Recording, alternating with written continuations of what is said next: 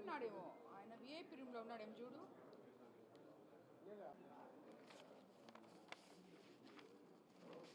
Urea కొరత అని ఒక అపోహ రైతుల్లో కలిగించడం జరిగింది.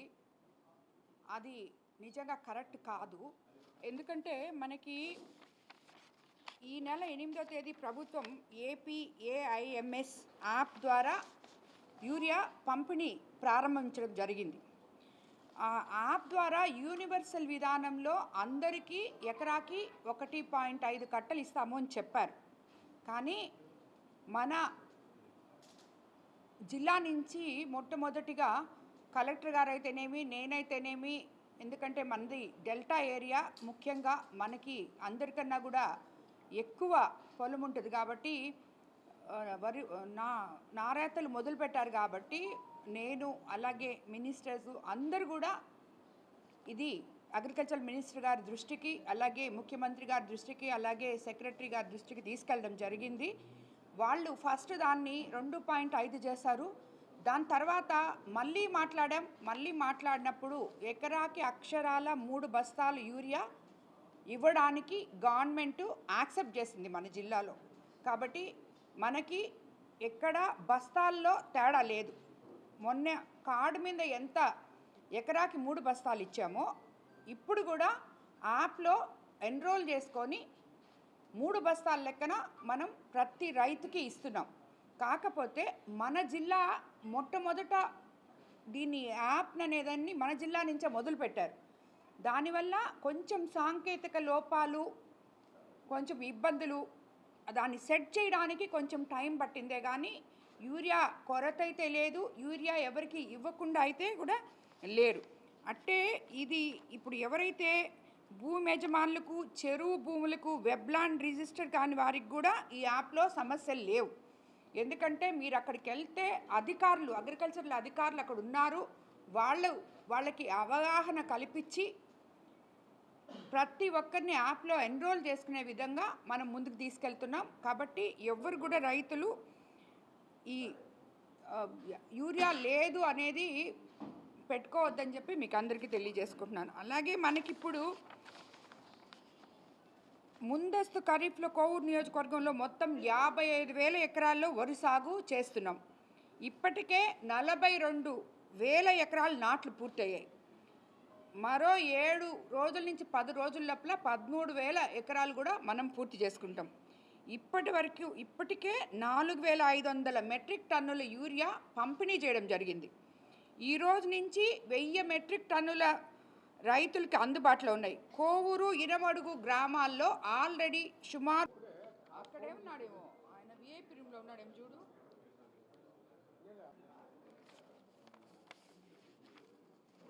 వాళ్ళకి ఇది అలవాటు. అది ఏదో నిన్న జరిగినట్టుంది. ఒక పేరెంటం ఆయన ఈయన పేరెంటానికి పిలిచినట్టున్నాడు, ఈయన పేరెంటానికి పోయినట్టున్నాడు. నల్ల చొక్కా వేసుకొని ఒకటి పేరెంటానికి పోయినట్టున్నాడు. ఎందుకంటే ఇది వాళ్ళకి ఎప్పుడూ అలవాటు. బికాజ్ అతను ఓడిపోయిన తర్వాత మనుషుల్లో తిరగడు. ఎప్పుడో మెరుపు తీగలాగా 3 నెలలకో 6 నెలలకో వచ్చి కనిపించేసి పోతుంటాడు. అలాంటప్పుడు అతను ఒక్కడే కాన్స్టిట్యున్సీలోకి రాలేకుండా ఉన్నాడు. ఎవరో ఒకరిని పేరెంటానికి తీసుకోపోవాలి. సో ఈయన్ని పిలుస్తాడు. ఈయన్ని జిల్లాలో ఇంకెవరు పిలవరు, ఆయన ఒక్కడే పిలుస్తున్నాడు. మిగతా కాన్స్టిట్యున్సీలో పాపం ఎవరు పిలవడంలా. ఎంతసేపు అని సర్వేపల్లిలో మాట్లాడతాడు, అలసిపోతున్నాడు. సో కొంచెం చేంజ్ కోసం కోవూరికి పిలిచిందే తడువుగా పోయినట్టున్నాడు. ఇంకా పిలిస్తే పోకపోతే బాగుండదని పోయినట్టున్నాడు. పోతే అక్కడ మైక్ తీసుకుంటే మాట్లాడకపోతే బాగుండదు కదా. సో మాట్లాడినట్టున్నాడు. వాళ్ళకి తెలియంది ఏంటంటే నిజంగానే కోవూరు ప్రజలు చైతన్యవంతులని చెప్పి నిరూపించుకొని 2.5 సంవత్సరం ముందే తరిమి కొట్టారు. కోవూరు నుంచి 55,000 మెజార్టీతో నన్ను గెలిపించి ఎప్పుడు లేని విధంగా. అన్ని దగ్గరలో 7,000, కొన్ని మంది దగ్గరలో అట్లా వచ్చింది. కానీ ఈ కోవూరులో 6 సార్లు ఎమ్మెల్యే అయిన ఇతన్ని ప్రజలు భరించలేక ఇంక నువ్వు పోయిరా నాయనా, నువ్వు వద్దు అని చెప్పి పంపించారు. ఈరోజు మళ్ళీ నువ్వు పెట్టుకో, సర్పంచ్ ఎలక్షన్లో పెట్టుకోవద్దని ఎవరు చెప్పారు? పోటీ పెట్టుకో. కోవూరు ప్రజలు నిజంగా తెలివైన వాళ్ళు. ఎందుకంటే నువ్వు లోకల్ ఎలక్షన్స్ వచ్చే ముందే ఆ అవతల పార్టీలో ఉన్న మండల పార్టీ అధ్యక్షులు, నాయకులు వచ్చిన తర్వాత కాదు, వచ్చే ముందే అందరు రావడానికి రెడీగా ఉన్నారు. మేమే ఆప్ పెట్టాం, కొంచెం ఉండండి లోకల్ ఎలక్షన్స్ ఉన్నాయి. ఈయన ఇప్పుడు నియమించిన అందరూ వచ్చేదానికి రెడీగా ఉన్నారు. ముక్కాలు భాగం వచ్చేస్తారు కూడా. అది ఆయనకి తెలియట్లేదు. అసలు ఆయన పార్టీలో ఉంటాడో లేదో ఆయనకి తెలీదు. ఆయన ఎప్పుడు పార్టీ మారుతాడో ఎవరికి తెలియదు. వీళ్ళు వెన్నుపోట్ల గురించి మాట్లాడితే ఎట్టా? ఇప్పటికి 100 సార్లు చెప్పున్నా నేను. ఎన్నిసార్లు దేంట్లో ఎమ్మెల్యే అయ్యావు, దేంట్లో ఏ పార్టీలోకి వచ్చావు నువ్వు. అలాగే ఈయన మన నల్ల చొక్కా వేసుకుపోయిన ఆయన ఇంకొక ఆయన ఉన్నాడు కదా, డబ్బాలో రాళ్ళు వేసి గలగలగలగలగలగా మాట్లాడితే ఆ నోరుకి అందరు భయపడిపోతారు అని ఆయన అనుకుంటున్నాడు. ఎవరు భయపడరు. ఎప్పుడైనా మాట్లాడేటప్పుడు కామన్ సెన్స్తో మాట్లాడాలి. ఎంపీకి ఒకరు భిక్ష పెట్టలే రాజ్యసభకి. ఆ రోజు ఆ పార్టీలో ఎవరు లేక, ఎమ్మెల్యేలు లేరు, పోటీ చేసేదానికి ఎవరు లేకపోతే ప్రభాకర్ రెడ్డి గారిని పిలిచి పోటీ చేయమని అడిగారు. అది వాళ్ళ నాయకుడికి తెలుసు, ఇతనికి తెలుసు. ఆ ఎంపీ చేసినప్పుడు, ఆ భిక్ష పెట్టినప్పుడు వీళ్ళందరూ కూడా ఉన్నారు ఆ భిక్షలో. వీళ్ళు తీసుకోవడానికి ఎంపీ గారి దగ్గర నుంచి వీళ్ళు తీసుకున్నారు భిక్ష. సరేనా? మేము భిక్ష పెట్టించుకోలే. ఒక రాజ్యసభ ఎవరు మనిషి లేకపోతే పిలిచి మీరు ఉండండి అని చెప్పి వాళ్ళు బతిమలాడుకొని పెట్టుకున్నారు.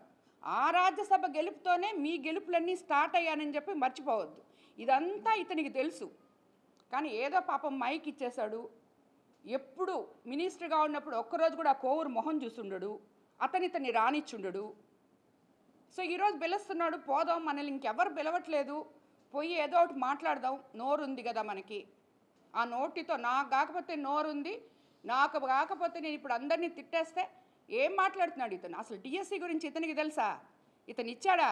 5 ఏళ్లలో డిఎస్సి ఇచ్చారా? ఒక్క రోజు ఇచ్చారా? టీచర్లు అందుకు కాదు పరిగెత్తి వచ్చి ఓట్లేసి తెలుగుదేశం పార్టీని గెలిపించింది. ఈరోజు 16,000 మందికి మెగా డిఎస్సి మాట చెప్పినట్టు ఇచ్చి ఈరోజు మేము దాన్ని పూర్తి చేసామంటే 16,000 ఇంటూ 4 ఒక కుటుంబంలో వేసుకోండి ఎంతమంది లబ్ధి పొందారో మెగా డిఎస్సి వల్ల. సో వీళ్ళకి తలా తొక్క తెలియదు. ఒక ముఖ్యమంత్రి గారిని ఏం మాట్లాడాలో తెలియదు. నోరుంది, మాట్లాడదాం, వేస్ట్గా ఎందుకు. ఎక్కడా ఏవీ లేవు వాళ్ళకి. ఏదో